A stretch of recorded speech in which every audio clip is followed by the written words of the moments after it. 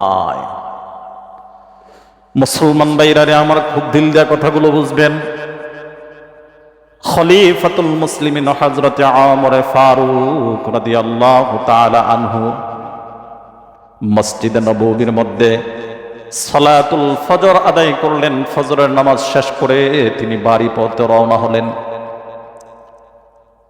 হযরতে ওমর বাড়ির দিকে যখন রওনা করলেন, হাঁটি হাঁটি পা পা করে চলতেছিলেন। গ্রামের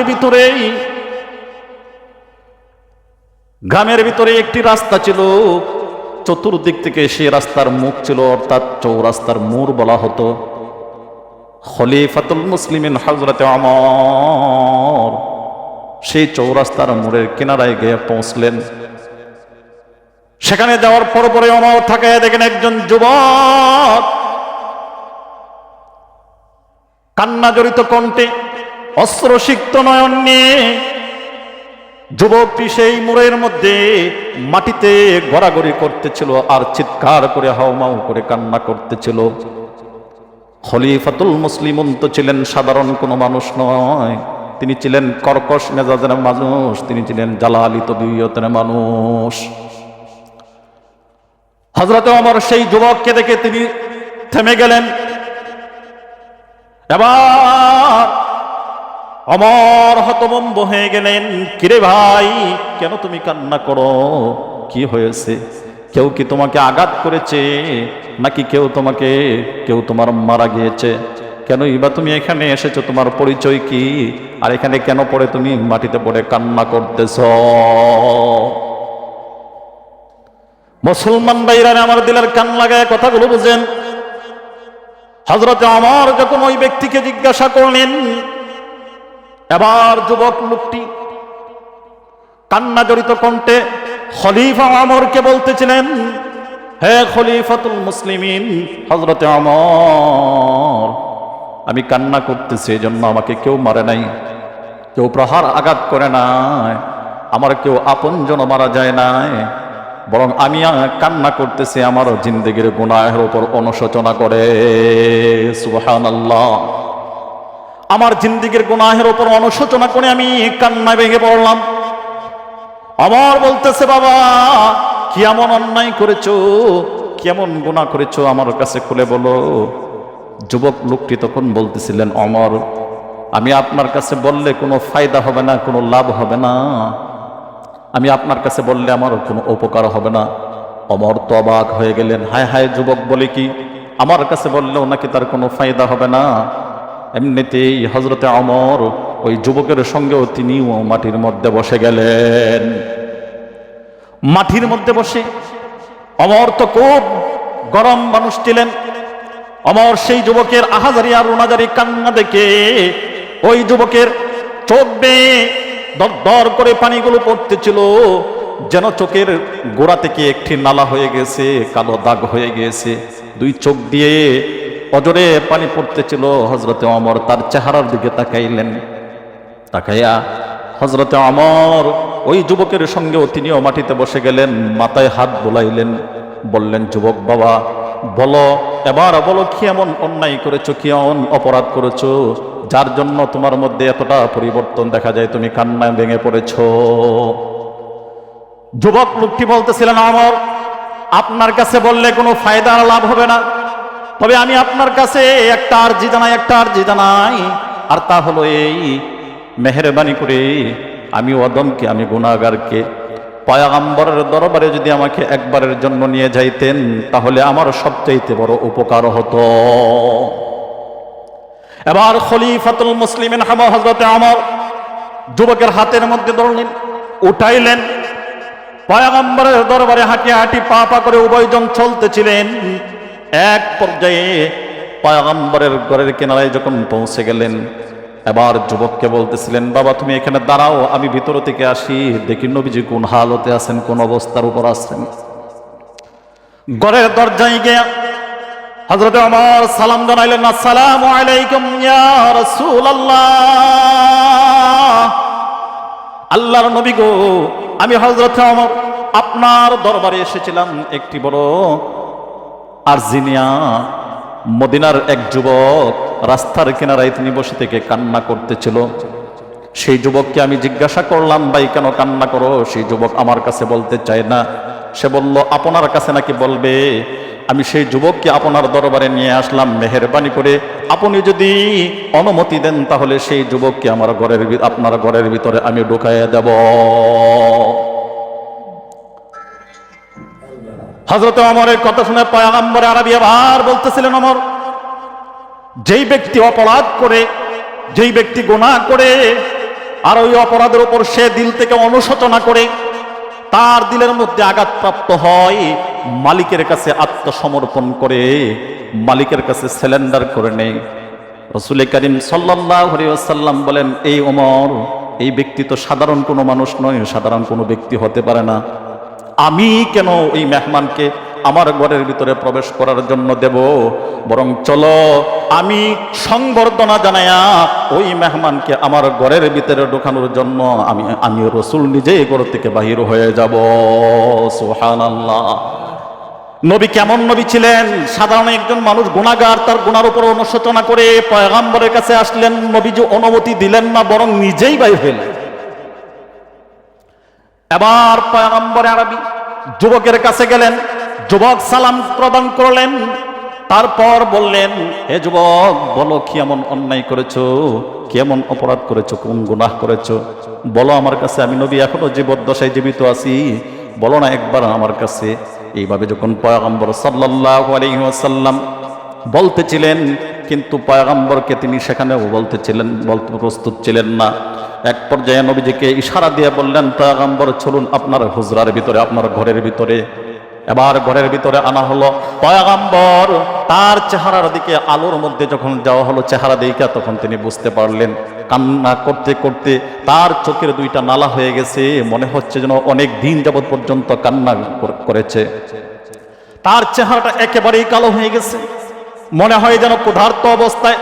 এবার পয়গম্বর জিজ্ঞাসা করলেন, এ যুবক, তোমাকে কোনো জিজ্ঞাসা করব পরে, কিন্তু তোমার চেহারা মনে হয় তুমি বেশ কয়েকদিন যাবৎ পর্যন্ত খানা খাও না, চলো না আমার সঙ্গে আসো, একটু খানা খাও।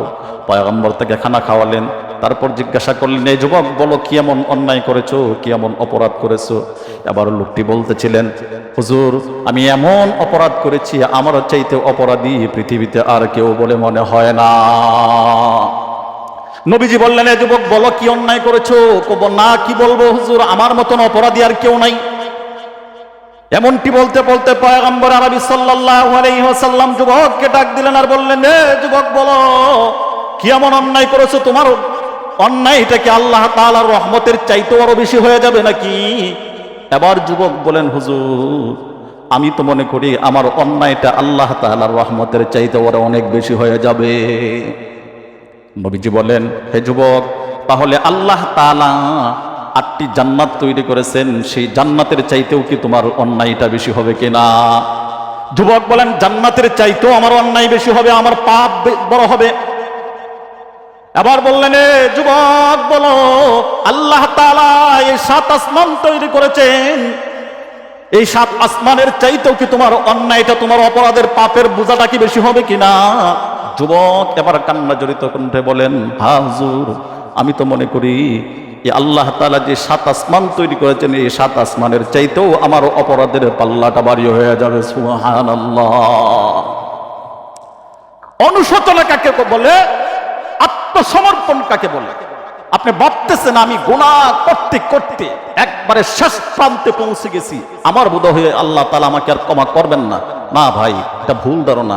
আল্লাহ তাআলা তিনি ক্ষমা করার জন্য দরজা খুলে নিয়ে 24 ঘন্টা, বান্দা কখন চাইবে তো আল্লাহ মাফ করে দিবেন।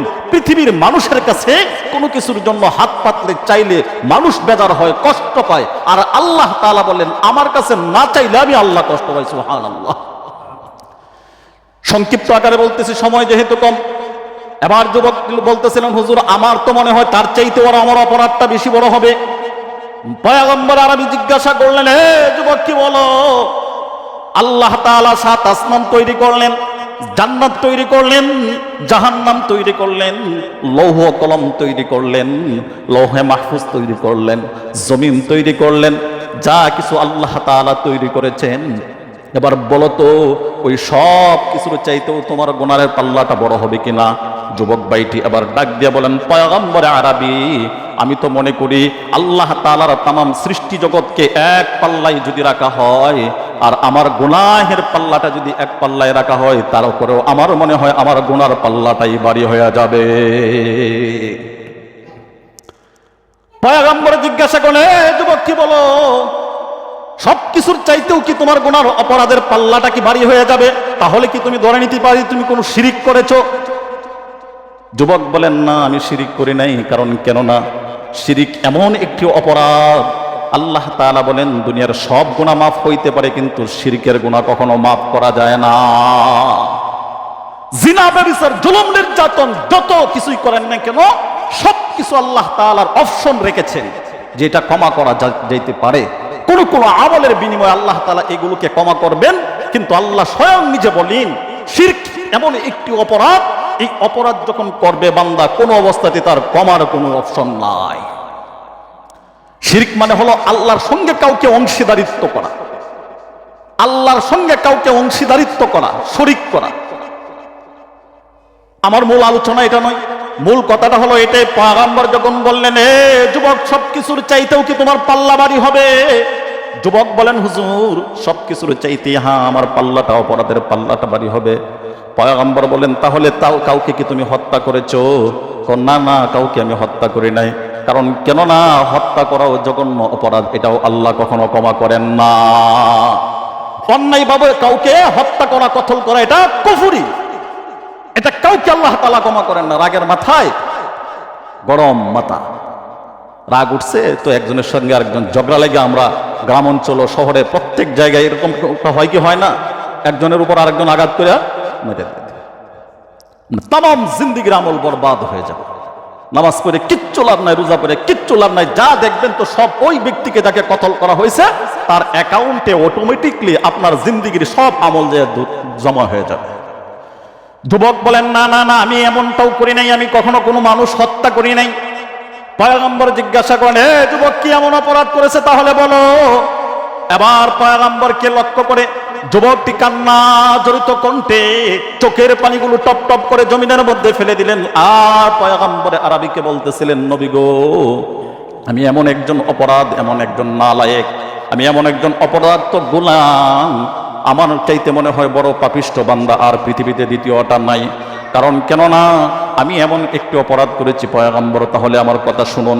এবার যুবক বলেন, নবী গো, আমি মদিনার বাসিন্দা, এই মদিনাতে যতগুলো মানুষ মারা যায়, নারী হোক অথবা পুরুষ হোক, সমস্ত শ্রেণীর মানুষগুলো যখন মারা যায়, ওই মানুষের কাফন যেইগুলো তাকে কবরের মধ্যে দেওয়া হয়, সেই কাফন চুরি করে বাজারে বিক্রি করি। আমার পরিচয় হইল আমি একজন কাফন চোর। নাউজুবিল্লাহ বলেন, আমি একজন কাফন চোর, আমার পরিচয়। পয়গম্বর আরবি মুচকি হেসে দিয়ে বললেন, হে যুবক, কাফন চুরি করা তো এটা একটা কবিরা গুনাহ, আর কবিরা গুনাহ করেছো, কিন্তু তোমার দিলের ভিতরে যেভাবে তুমি অনুশোচনা তৈরি করেছো, হে যুবক, তোমার কান্না করার কিছু নেই। আমি পয়গম্বর আল্লাহ তাআলার দরবারে দোয়া করব, আল্লাহ চাহেতো তোমার সেই কবিরা গুনাহটাকে মাফ করে আল্লাহ তাআলা হয়তো তোমার জিন্দেগির গুনাহ মাফ করে তোমাকে জান্নাতের বাসিন্দার বানায়াও দিতে পারেন।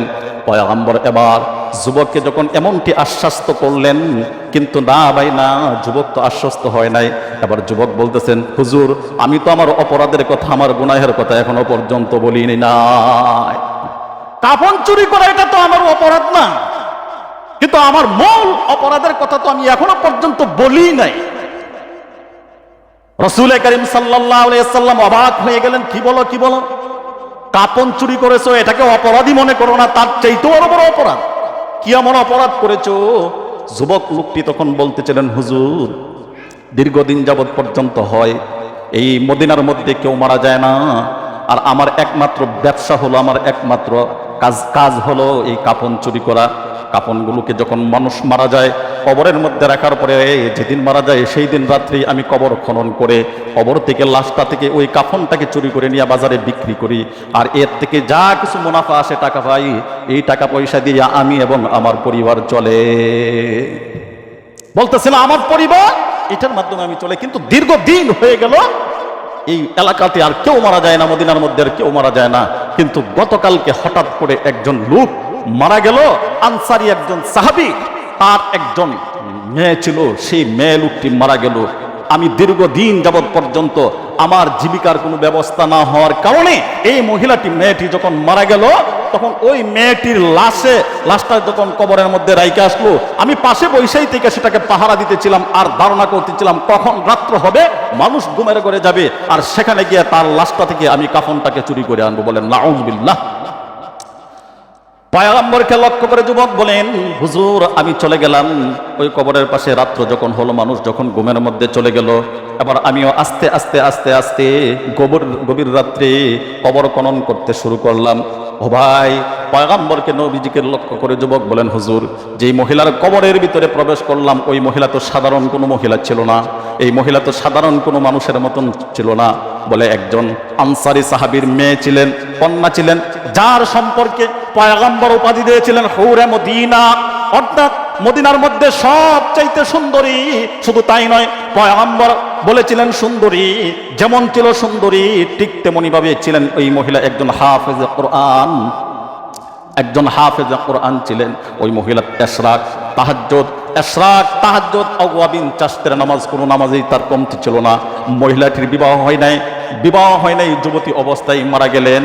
মহিলাটি ছিল তাহাজ্জুদ গুজারি, মহিলা ছিল আবেদা সালেহা, মহিলা ছিল একজন কোরআনের হাফেজ, এই মেয়েটি ছিল একজন আল্লাহর ওলি। এই মেয়ে যখন মারা গেল, পয়গম্বরকে বলেন, নবী গো, আমি তখন ওই কবরের ভিতরে ঢুকলাম। ঢুকার পরে অন্ধকারের মধ্যে, লাইট তো জ্বালাই নাই, অন্ধকারের মধ্যে ওই কাফনগুলো 5টা কাপড়ের টুকরা ছিল, সেই 5টা কাপড়ের টুকরা আমি ওই মহিলার কাছ থেকে ছিনাই আনিলাম, লাশ থেকে আমি বাহির করলাম। বাহির করে যখন আমি চলে আসব, ঠিক এমন অবস্থায় অদৃশ্য থেকে কে যেন আমার কানের মধ্যে আওয়াজ দিয়ে বলতেছে, হে যুবক, যেই মহিলাটাকে 1টা মিনিটের পাওয়ার জন্য, 1 দিন পাওয়ার জন্য, 1 মাস পাওয়ার জন্য, সারা জিন্দেগি পাওয়ার জন্য, যেই মহিলাটাকে পৃথিবীর সবচেয়ে বড় বড় ধনাঢ্য ব্যক্তিরাও তার পিছনে টাকা ব্যয় করতে প্রস্তুত ছিল, তার পিছনে সবকিছুই ব্যয় করতে প্রস্তুত ছিল, 1টা মিনিটের জন্য ওই মহিলাকে কাছে পাওয়ার জন্য। হে যুবক, আজকে সুবর্ণ সুযোগ পেয়েছো। এই মহিলা সুন্দরী রূপসী মহিলা এই কবরের মধ্যে পড়ে রয়েছে, পৃথিবীর কেউ নাই, মদিনার সমস্ত মানুষগুলো তো ঘুমের গণের মধ্যে রয়েছে। যুবকরে, এমন সুবর্ণ সুযোগ পাওয়ার পরেও এই মহিলাটাকে তুমি একটাবার দেখবা না। তোমার মতো আহাম্মক, তোমার মতন ব্যাককল, তোমার মতন আহাম্মদ আর তো কেউ হইতে পারে না। কয় এমন আওয়াজ যখন আমার কানের ভিতরে শয়তান দিতেছিল, শয়তান কুমন্ত্রণা দিতেছিল। ও মুসলমান, দিলের কান লাগায় কথাগুলো বুঝেন, দেখেন তো চোখের কোনায় একটু পানি আসে কিনা। পয়গম্বর বলেন, তারপর কি হলো বলো। এবার যুবক লোকটি বলতেছিলেন, হুজুর, এবার আমি ওই মহিলার দিকে তাকানোর জন্য মনস্থ করলাম। লাইট, আমার হাতে যে টর্চ লাইট ছিল, সেই টর্চ লাইটটা আমি কবরের ভিতরে আমি জ্বালায়া মহিলার দিকে যখন তাকাইলাম, অলঙ্গ অবস্থায় মহিলাটি পড়ে রয়েছে। ঠিকই তো তাকায় দেখি, এমন সুন্দর নারী আমার জিন্দেগিতে আর কোনোদিন দেখি নাই। পয়গম্বর, এত সুন্দর নারী আমার জিন্দেগিতে দেখি নাই। এবার কে জানি অদৃশ্য থেকে আমার কানের মধ্যে আওয়াজ দেয়, হে যুবক, এত সুন্দর রূপসী একজন নারীকে পাইলা, পৃথিবীর কেউ নাই, একমাত্র তুমি। আর ওই নারী তো কোনো কিছু করতে পারবে না, কারণ কেননা সে তো মরা, মৃত অবস্থায়। হে যুবক, যাও, তোমার মনের চাহিদা পূরণ করে নাও, ওই যুবতীর সঙ্গে তুমি জিনায় লিপ্ত হয়ে যাও। চিল্লে বলেন নাউজুবিল্লাহ। পয়গম্বর এবার অবাক হয়ে গেলেন, বলো কি। এবার বলতেছেন, নবী গো, আমি ওই যুবতীর সঙ্গে যখন অপকর্ম করতেছিলাম, তার সঙ্গে মেলামেশা করলাম, এই কবরের লাশের সঙ্গে, মৃত লাশের সঙ্গে মেলামেশা করলাম। মেলামেশা করার পরে আমি যখন চলে আসব, এমন অবস্থায় কে যেন অদৃশ্য থেকে আওয়াজ দেয়, মনে হচ্ছে ওই যুবতী মহিলাটা, লাশটা জীবিত হয়ে গেছে।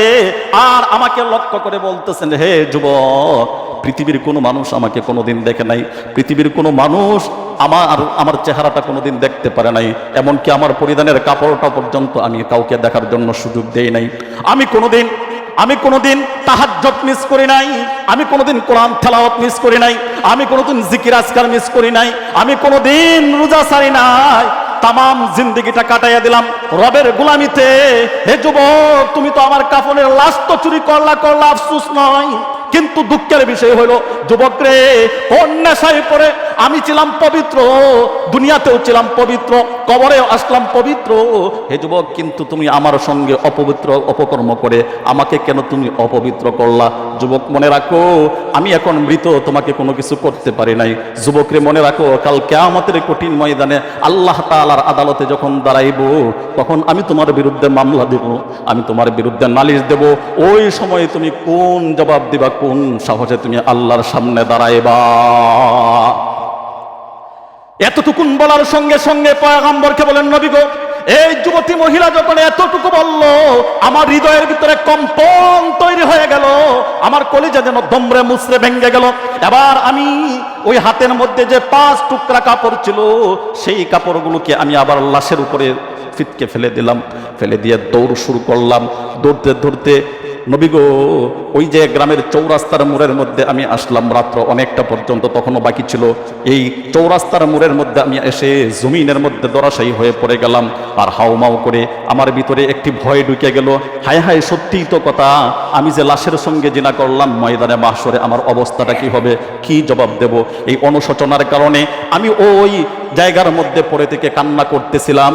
সেই জায়গায় দিয়ে যাইতেছিল খলিফাতুল মুসলিমিন হযরতে ওমর, আর ওমর সেখান থেকে আমাকে ধরে আপনার দরবারে নিয়ে আসলো। নবী গো, মেহেরবানি করে বলুন, আমার এই অপরাধটুকু আল্লাহ তাআলা ক্ষমা করবেন কিনা? বলতেছেন, নবী আবার বলুন, আমি যে অপরাধ করলাম, এই অপরাধটুকু আমার ক্ষমা করবেন কিনা? নবী এতটাই মেহমানদের ক্ষেত্রে তিনি এতটাই উদারতা দেখাইতেন যে একজন সাধারণ মানুষ গেলে পরেও তিনি তার জন্য কলিজা ছিঁড়ে দিতেন। আগেও তার জন্য কলিজা ছিঁড়ে দেওয়ার জন্য প্রস্তুত ছিলেন। যখন এই ঘটনা বলার পরে এই পয়গম্বর বলতেছেন, যুবক, সত্যিই তোমার মতন অপরাধী, তোমার মতন পাপিষ্ট, তোমার মতন গুনাহগার পৃথিবীতে আর কেউ নাই। সত্যি তুমি অপরাধী। আমি তোমার গুনাহ আল্লাহ তাআলা ক্ষমা করবেন কি করবেন না সেটা আমি জানি না, কিন্তু আমি নবী, আমার এখান থেকে তুমি চলে যাও, আমার এখান থেকে চলে যাও। কারণ কেননা আমার আশঙ্কা হয় আল্লাহ তাআলা তোমার এই অপরাধের কারণে না জানি আমি পয়গম্বরের ঘরের ভিতরে কোনো গজব নাজিল করে দেয়। কারণ কেন? ওই যুবককে তখন বলতেছিলেন, শোনো, পয়গম্বর মূসা আলাইহিস সালাতু ওয়াস সালামের যেমন নয় ৭২,০০০, ১-২ জন নয়, ৭২,০০০ মানুষ আল্লাহ তাআলার দরবারে দোয়া করতেছিলেন, ফরিয়াদ করতেছিলেন, কিন্তু আল্লাহ তাআলা এই ৭২,০০০-এর মধ্যে একজনের দোয়াও কবুল করেন নাই। পয়গম্বর অন্য হাদিসের মধ্যে বলেন, কোন এক জায়গায় যদি ৪০ জন লোক একত্রিত হয়, এই ৪০ জনের মধ্যে থেকে কোনো অলি বুজুর্গ নাও থাকে, আল্লাহর পয়গম্বর বলেন ওই জায়গা থেকে আল্লাহ তাআলা একজনকে অলি হিসাবে নিযুক্ত করেন, আর তার উসিলা করে আল্লাহ তাআলা সমস্ত ব্যক্তিদের দোয়া কবুল করে জিন্দেগীর গুনাহ মাফ করে দিয়ে থাকেন। সুবহানাল্লাহ।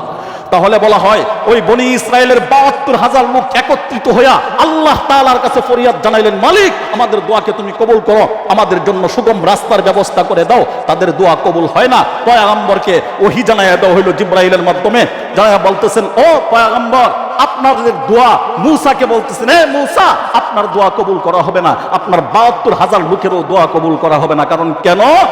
এই ৭১,৯৯৯ জন মানুষ সকলেই আল্লাহওয়ালা, সকলেই নামাজি, সকলেই দিনদার, সকলেই পরহেজগার, সকলেই মুত্তাকি, এক একজন আল্লাহর ওলি হিসেবে আল্লাহর কাছে গ্রহণযোগ্যতা রয়েছে। কিন্তু এই একজন মানুষ ৭২,০৭১,৯৯৯ এক আল্লাহর ওলি, আর মাত্র একজন লোক আছে, এ হলো জিনাকার। আল্লাহ তাআলা বলেন, এই জিনাকার যতক্ষণ পর্যন্ত এই ৭২,০০০ থেকে বাহির না হবে, এই ৭১,৯৯৯ আল্লাহর ওলি হইলে পরেও তাদের দোয়াকে আল্লাহ তাআলা কবুল করবেন না। বুঝতে পারছেন? মেঘের জন্য দোয়া চাই, বৃষ্টির জন্য দোয়া চাই, কত কিছুর জন্য ইমাম সাহেব দোয়া চাই, মুসল্লি দোয়া চাই, দোয়া কবুল করেন না আল্লাহ কেন? কানার তো মনে মনে জানাই আছে, মসজিদের ভিতরেও কি জিনাকুর আছে কি না নাই, সুদকুর মিথ্যাবাদী আছে কিনা নাই, তাহলে এদেরকে নিয়ে দোয়া করলে তো আল্লাহ তাআলা কবুল করবেন কিভাবে? ৭২,০০০ ওলির দোয়া যদি কবুল না হয়, তাহলে এখানে কিভাবে হবে? কেন হয় না আজকে বুঝতে পারছেন? সময় মনে হয় শেষ না, একটা ১০ হয়ে গেছে, বেশি হয়ে গেছে, তাহলে শেষ করে দিতেছি। তো আমি শেষ ১ মিনিটের কথাটা, পয়গম্বর সাল্লাল্লাহু আলাইহি সাল্লামের কাছে কি বললেন? যে নবীজি আমার মতো অপরাধ পাপিষ্ট। এখন আপনি বলেন আজ আরো দ্বিতীয়টা কেউ আছে কিনা? পয়গম্বর সাল্লাল্লাহু আলাইহি ওয়াসাল্লাম বললেন তোর মতন পাপিষ্ট কেউ নাই, তুই আমার দরবার থেকে বাইর হ। একদিন নয়, 2 দিন নয়, দীর্ঘ প্রায় 41 দিন যাবত পর্যন্ত এই যুবক ঘর থেকে বাহির হইয়া ওই এক পাহাড়ের কিনারায় যায় সেজদায় পড়া থেকে কান্নাকাটি করে গাছের পাতালতা খায়া তার জিন্দেগি পরিচালনা করে। হঠাৎ করে এমনি অবস্থায় জিব্রাইলের পক্ষ থেকে, আল্লাহর পক্ষ থেকে জিব্রাইলকে রাসূলের কাছে পাঠাইয়া দিলেন। আয়েশা বলতেছেন নবী গো, এই যে মানুষগুলো সৃষ্টি করেছেন এটা কে সৃষ্টি করেছেন? কয় আল্লাহ তাআলা। এই মানুষের রিজিক দেয় কেনা? নবীজি বলেন আমা মিন দাব্বাতিন ফিল আরদি ইল্লা আলাল্লাহি রিজকুহা। এই মানুষগুলোর রিজিকের ব্যবস্থা তো আল্লাহ তাআলাই করে থাকেন। সব কিছুর মালিক যদি আল্লাহ হয়, রিজিকের মালিক যদি আল্লাহ হয়, ওই কয়েকদিন আগে একজন যুবক জিনা করেছিল একজন লাশের সঙ্গে, আর এই যুবক আয়েশা আপনার কাছে মাপ চাইছিল, তওবা করার জন্য বলছিল, আপনি তাকে কেন ঘুরাইয়া দিলেন? আল্লাহ তাআলা তো ওই যুবকের গুনাহগুলোকে এমন ভাবে ক্ষমা করেছেন, শুধু এই জিনা নয়, তামাম জিন্দেগীর সমস্ত গুনাহ খাতা কি আল্লাহ ক্ষমা করে দিয়েছেন। বলেন সুবহানাল্লাহ।